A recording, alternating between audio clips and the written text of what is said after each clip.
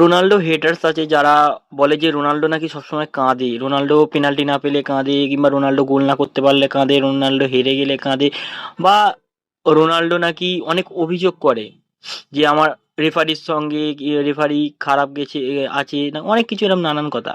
তো এই ভিডিওটা যেটা আমি দেখাচ্ছি, আই থিঙ্ক এই ভিডিওটা দেখার পরে যদি তুমি এবার আবাল হও সেটা আলাদা ব্যাপার।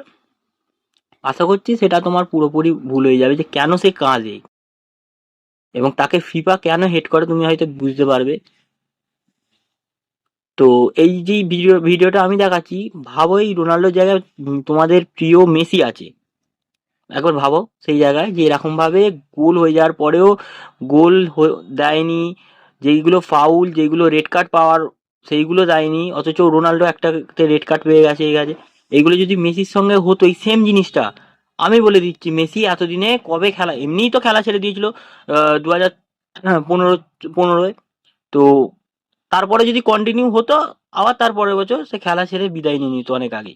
এটা রোনাল্ডো বলেই এতদিন ধরে এইসব সহ্য করে খেলে যাচ্ছে, এইসব সহ্য করে। তো কেন রোনাল্ডো এত কিছু অভিযোগ করে সেটা এই ভিডিওটায় ভালোভাবে বোঝা যাচ্ছে, দেখো ভালো করে।